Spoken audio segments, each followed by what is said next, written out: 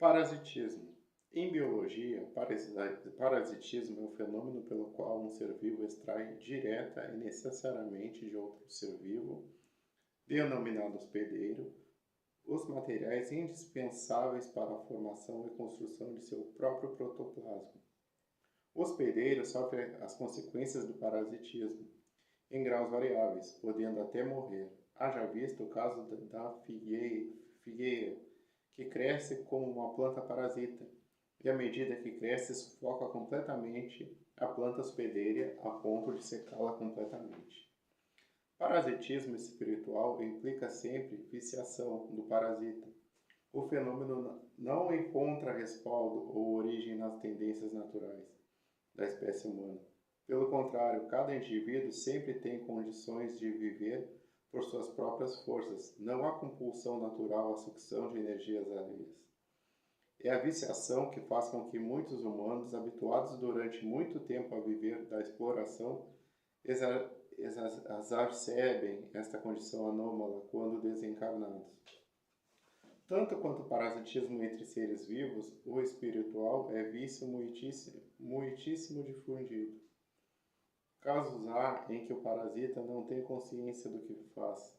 Às vezes nem sabe que já desencarnou. Outros espíritos, vivendo vida apenas vegetativa, parasitam um mortal sem que tenham a mínima noção do que fazem, não têm ideias, são enfermos desencarnados em dolorosas situações. Neste parasitismo inconsciente se enquadra a maioria dos casos.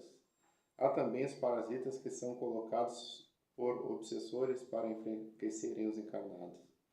Casos que aparecem em obsessões complexas, sobretudo quando o paciente se apresenta normalmente debilitado. O primeiro passo do tratamento consiste na separação do parasita do hospedeiro. Cuida-se do espírito, tratando elementos valiosos podem surgir, facilitando a cura do paciente encarnado. Por fim, trata-se de energizar o hospedeiro, indicando-lhe condições e procedimentos profiláticos. Vampirismo.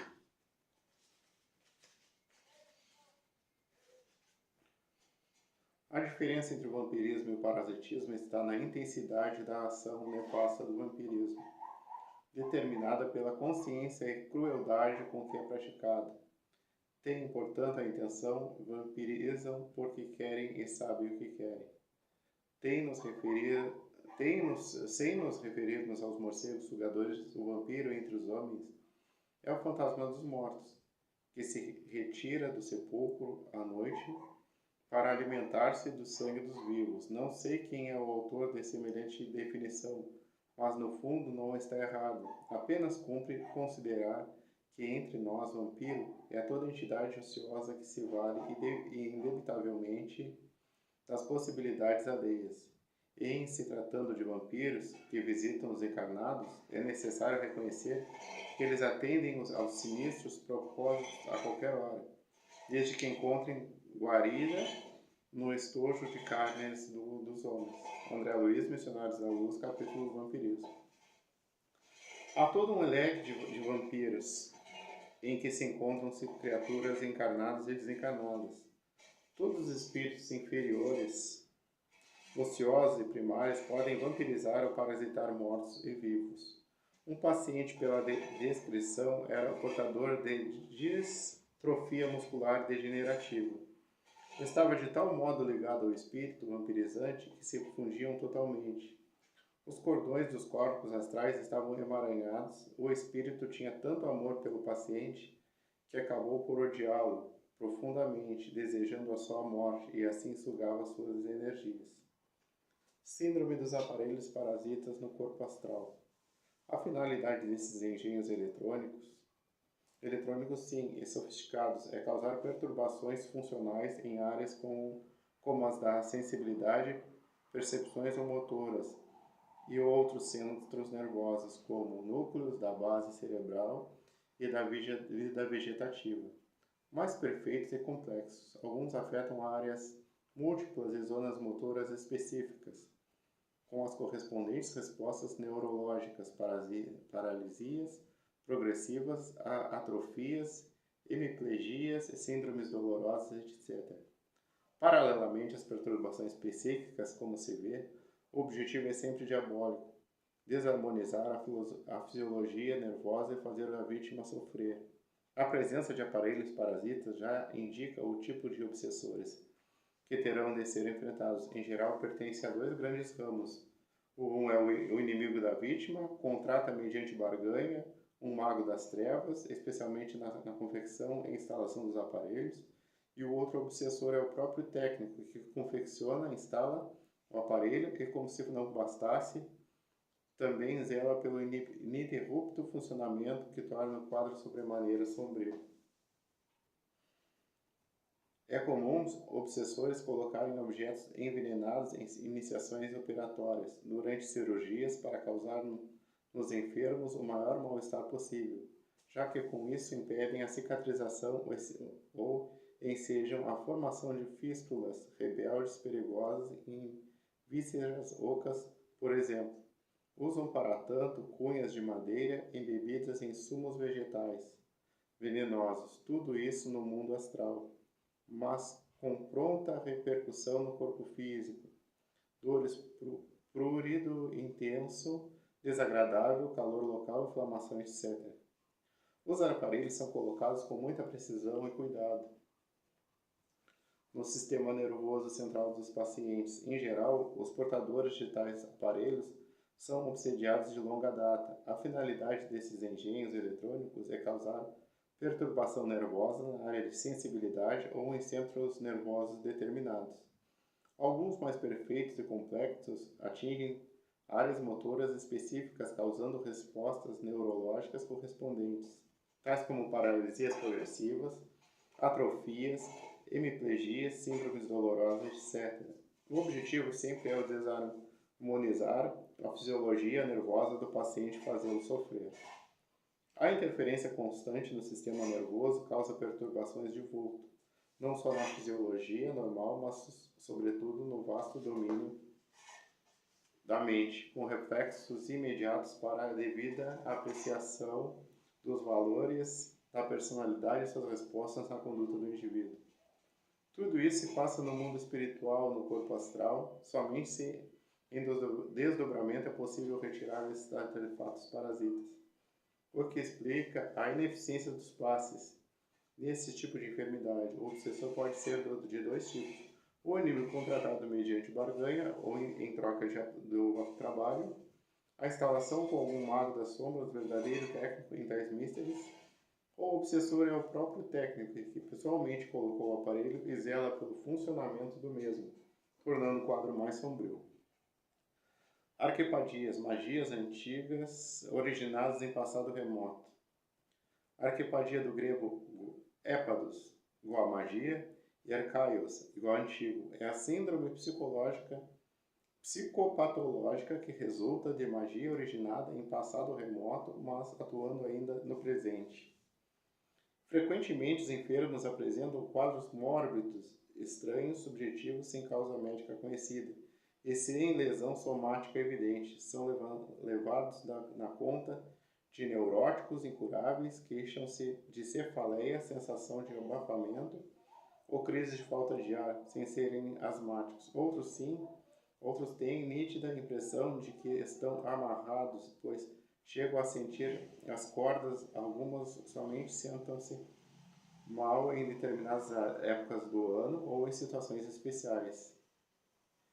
Os doentes sofrem no corpo astral situações de encarnações anteriores. Algumas foram sacerdotes de cultos estranhos e assumiram quantidades representando deuses, selados às vezes com sangue, formando dessa forma fortes laços de imantação que ainda não foram desfeitos. Outros, em encarnações do Egito, sofreram processo de mumificação especial, apresentando ainda em seu corpo astral as faixas de conservação cadavérica e os respectivos amuletos fortemente magnetizados. Alguns sofreram punições e maldições que se imantaram em seus perispícios e continuam atuando até hoje. Sempre é necessário um tratamento especial em seu corpo astral para haver a liberação total do paciente. Goetia, magia negra.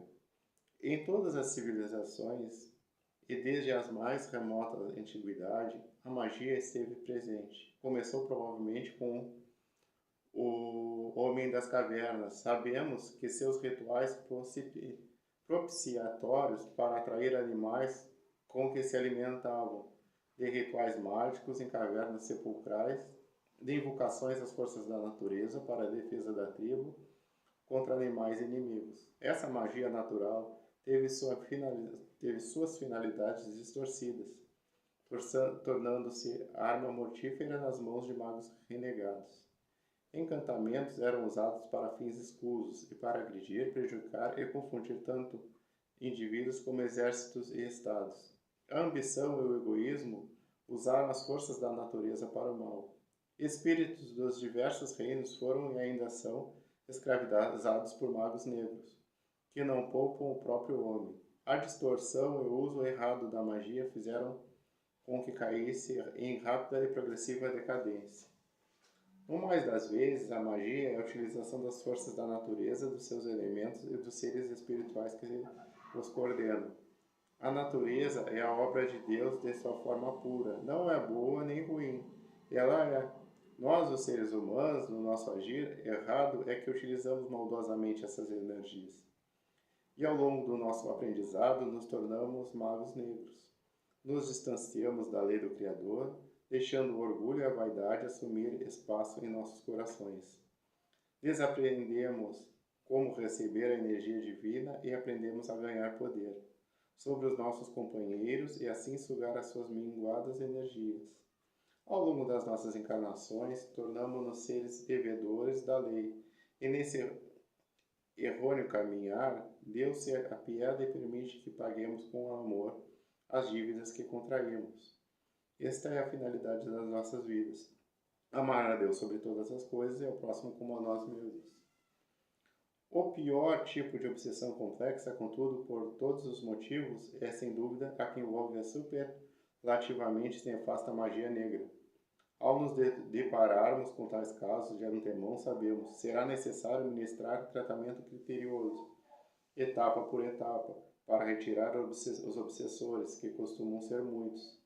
Procedemos à desativação dos campos magnéticos que, sem essa providência, ficariam atuando indefinidamente sobre a vítima. Isto é muito importante.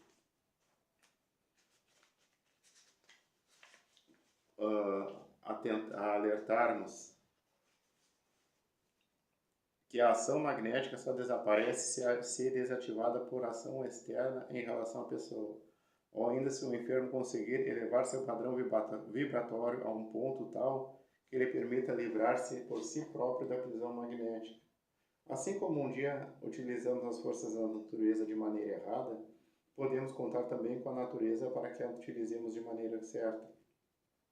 Pelo menos dessa vez, entidades de natureza sempre estarão presentes e dispostas a nos auxiliarem.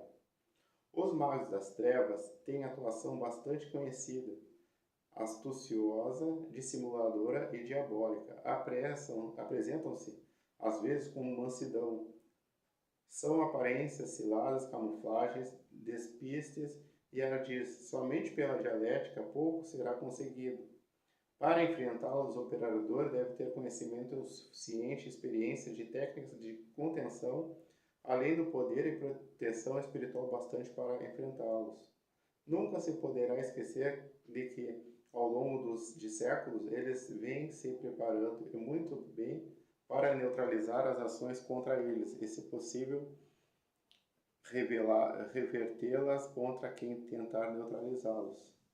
Autoobsessão. Na autoobsessão temos o próprio indivíduo como manifestador de sua desarmonia. As causas são variadas. Entendê-las uma a uma permite saber como identificar sua origem e o tratamento a ser realizado. Síndrome da ressonância vibratória com o passado.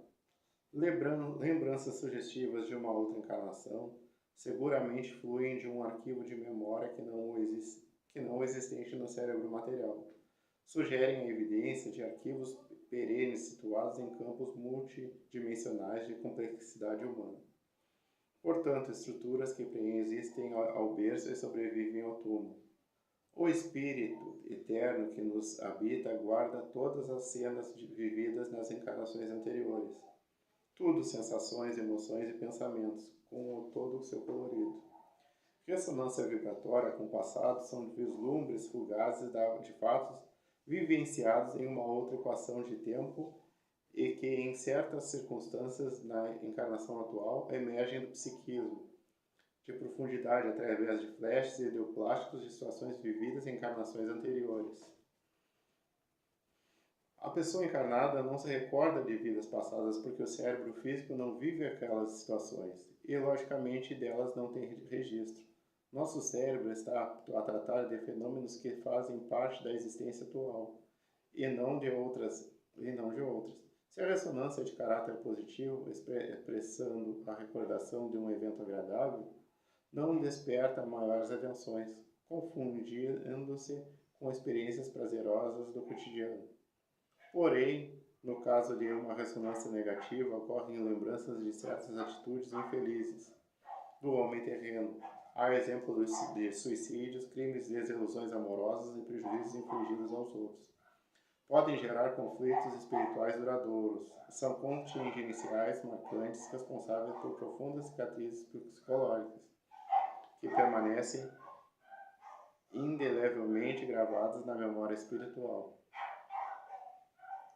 Nas reencarnações seguintes, essas reminiscências podem emergir espontaneamente sob a forma de flashes ideoplásticos, e o sujeito passa a manifestar queixas de mal-estar generalizado com sensações de angústia, desespero ou remorso sem causa aparente, alicerçando um grupo de manifestações neuróticas bem caracterizadas do ponto de vista médico-espírita e denominadas ressonâncias patológicas, como bem se as descreveu o Dr. Lacerda. Uma determinada situação de vida presente, uma pessoa em um olhar, uma joia, uma paisagem, uma casa, um móvel, um detalhe qualquer. Pode ser o detonador que traz a sintonia vibratória. Quando a situação de passado foi angustiosa, este passado sobrepõe-se ao presente. A angústia, ocorrendo inúmeras vezes, cria um estado de neurose que, com o tempo, degenera em psicopatia. Estados vibracionais como esses podem atrair parasitas espirituais que agravam o quadro. Durante um atendimento, incorporou o espírito de uma criança. O pai dessa criança foi convocado para a guerra e disse a ela que ele voltaria para casa para buscá-la. O pai morreu em batalha, a aldeia em que moravam foi bombardeada, a criança desencarnou junto com os outros. O doutrinador naquela encarnação foi o pai da criança. O corpo mental da criança ficou preso à situação do passado pela promessa do pai. E os outros habitantes da aldeia ficaram magnetizados àquela situação. Todos foram atendidos. O fator desencadeante, a criança em sua atual encarnação é dentista e tendo o doutrinador como paciente. Correntes mentais, parasitas autoinduzidas. Certos indivíduos mais sensíveis ou impressionáveis manifestam um verdadeiro temor às aflições corriqueiras da vida. A causa de tudo é o medo patológico que alimentam. Com o passar dos tempos, esse medo indefinido e generalizado converte-se numa verdadeira expressão de pavor, desestruturando por completo o psiquismo da criatura e alimentando, consequentemente, os mais variados distúrbios neurológicos, nos quais as fobias, angústias e pânicos terminam pois emoldurarem as conhecidas síndromes psicopatológicas persistentes e de difícil resposta aos procedimentos terapêuticos em voga. Esse grupo de auto-obsidiados faz da preocupação exagerada e do medo patológico a sua rotina de vida. Em meio a desgastantes angústias experimentadas, alimentam de uma forma desequilibrada o receio de doenças imaginárias, o receio infundado com o bem-estar dos filhos ou a ideia de que a qualquer momento perderão seus bens materiais. Formam um imenso contingente de neuróticos crônicos, infelizes e sofredores por antecipação. Tal eventualidade, além de identificada e bem avaliada pela equipe popométrica, deve motivar o próprio enfermo a uma análise judiciosa de seu comportamento, inadequado diante das solicitações da vida. É bem verdade que a sujeição a uma terapia espiritual globalizada, terapia que inclua desde os mais eficientes procedimentos desobsessivos até o emprego dos métodos sugestivos da psicopedagogia evangélica, serve para aliviar em muito a sintomatologia desgastante de qualquer patologia anímica e, ao mesmo tempo, estimular o indivíduo na busca incessante do equilíbrio necessário ao seu bem-estar físico e espiritual. O esforço individual na busca da tão sonhada vivência evangélica aos poucos substituirá os comportamentos inadequados e as atitudes infelizes por novos padrões mais salutares e otimistas de comportamento. Recordação tormentosa, fragmentária de encarnação anterior. Nessa síndrome não há imagens nem vislumbres de cenas vividas em existências anteriores. O doente tem súbito mal-estar, angústia ou estado depressivos que repetem os sofridos em outras vidas. Sofrimento este que parece consequência de algo indefinível, fosco, apenas um vislumbre de sensação. São fragmentos de cenas, tudo esparso e desconexo, mas que se sabe fazer parte de um conjunto, que se sente desagradável quando não devidamente tratado. Pode-se agravar o quadro por correntes mentais parasitas autoinduzidas, entre outros. Estigmas kármicos físicos formando núcleos obsessivos.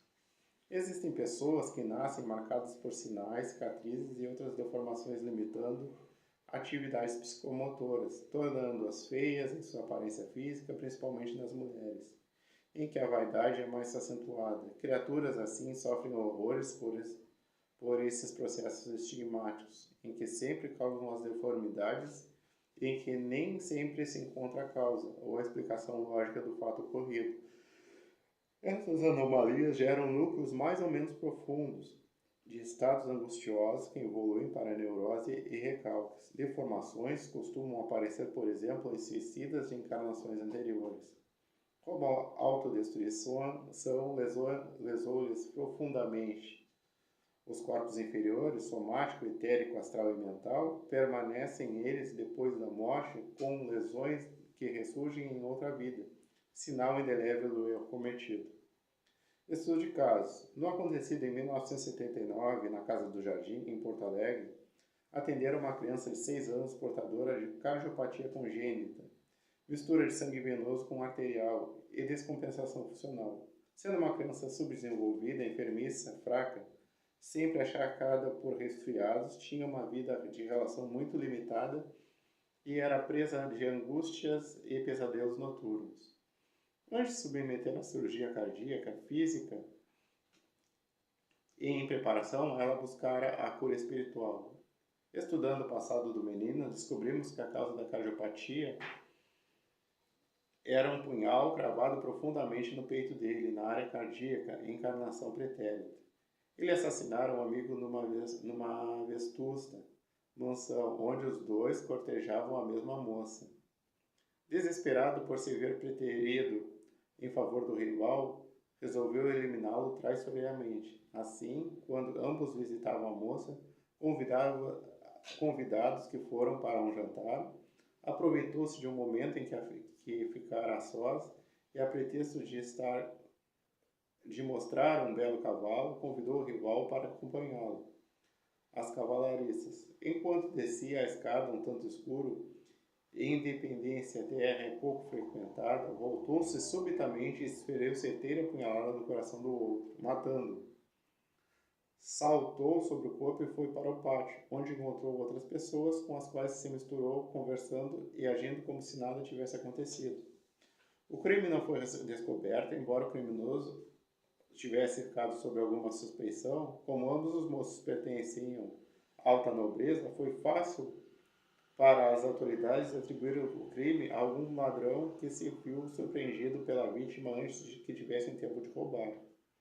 O tempo passou, mas o criminoso jamais se esqueceu do punhal cravado no peito do amigo, e aquele olhar surpreso no momento em que morria, como o pensamento tem força criadora no astral, formou-se na mente do culpado, por fenômeno criativo e plástico, uma forma de pensamento em que o punhal resplandecia perenemente manchado de sangue. O punhal tornou-se uma presença real em todos os momentos do espírito do criminoso. O tempo fez com que a arma passasse a integrar o corpo astral do assassino. Ao desencarnar, o punhal foi com ele, só que agora cravado em seu próprio peito. Lei do retorno dos atos praticados, bem gera o bem, mal gera o mal. A energia anômala do punhal, profundamente dissociativa em relação ao delicado equilíbrio biológico das células que iriam constituir o órgão cardíaco, durante o processo de formação embrionária, acabou por perturbar acentuadamente o dinamismo da formação dos tecidos, provocando anomalia congênita, a etiologia da patologia cardíaca era, portanto, nitidamente de ordem espiritual. Fugia por completo aos meios normais da investigação e tratamento científico. A causa estava, em última análise, na ação da lei da harmonia cósmica. Obedecendo, o criminoso providenciou sua própria punição. Nasceu enfermo na justa medida do mal que desencadeara. Por misericórdia divina, todavia, a cardiopatia era passível de correção através de ato cirúrgico cruente.